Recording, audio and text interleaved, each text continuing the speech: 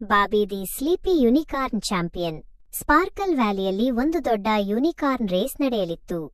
ಎಲ್ಲಾ ಯೂನಿಕಾರ್ನ್ಗಳು ರೇಸ್ ಗೆಲ್ಲೋಕೆ ತುಂಬಾ ಕಾತರದಿಂದ ಕಾಯ್ತಾ ಇದ್ರು. ಆದ್ರೆ ಬಾಬಿ ಮಾತ್ರ ತುಂಬಾನೇ ಸೋಮಾರಿ ಯೂನಿಕಾರ್ನ್ ಆಗಿದ್ದ. ಅವನು ಜೋರಾಗಿ ಆಕಳಿಸ್ತಾ, ನಾನು ಒಂದು ಚೂರು ಮಲಕ್ಕೊಂಡು ಬರ್ತೀನಿ, ಆಮೇಲೆ ರೇಸ್ ಶುರು ಮಾಡೋಣವಾ ಅಂತ ಕೇಳ್ದ. ಅವನ ಕೈಯಲ್ಲಿ ಒಂದು ಮೋಡದ ತರಹದ ಡೋನಟ್ ಇತ್ತು. ಇಲ್ಲ, ರೆಡಿ, ಸೆಟ್, ಗೋ ಅಂತ ಅನೌನ್ಸರ್ ಕೂಗಿದ ತಕ್ಷಣ ಬೇಗ ಓಡೋ ಎಲ್ಲಾ ಯೂನಿಕಾರ್ನ್ಗಳು ರಾಕೆಟ್ ತರಹ ಸ್ಪೀಡಾಗಿ ಓಡಿದ್ರು. ಆದ್ರೆ ಬಾಬಿ ಮಾತ್ರ ಅಲ್ಲೇ ನಿಂತು ಕಿವಿನೋವು ಮಾಡ್ಕೊಳ್ತಾ ಅತ್ತಿತ್ತ ನೋಡ್ತಾ ಇದ್ನ. ಹೋ, ರೇಸ್ ಶುರು ಆಗೋಯ್ತಾ ಅಂತ ಅವನು ನಿಧಾನವಾಗಿ ಕೇಳ್ದ. ಆಮೇಲೆ ಇನ್ನೊಂದು ಡೋನಟ್ ತುಂಡು ತಿನ್ನ. ಅಷ್ಟರಲ್ಲಿ ದೊಡ್ಡದಾದ ಕಾಮನಬಿಲ್ಲಿನ ಬಿರುಗಾಳಿ ಬಂತು. ಆ ಬಿರುಗಾಳಿಗೆ ಬೇಗ ಓಡ್ತಾ ಇದ್ದ ಎಲ್ಲಾ ಯೂನಿಕೋರ್ನ್ಗಳು ಸಿಕ್ಕಾಕೊಂಡು ಒದ್ದಾಡಿದ್ರು. ಈಗ ರೇಸ್ ಟ್ರ್ಯಾಕ್ ಮೇಲೆ ಬರೀ ಬಾಬಿ ಒಬ್ಬನೇ ಇದ್ನ.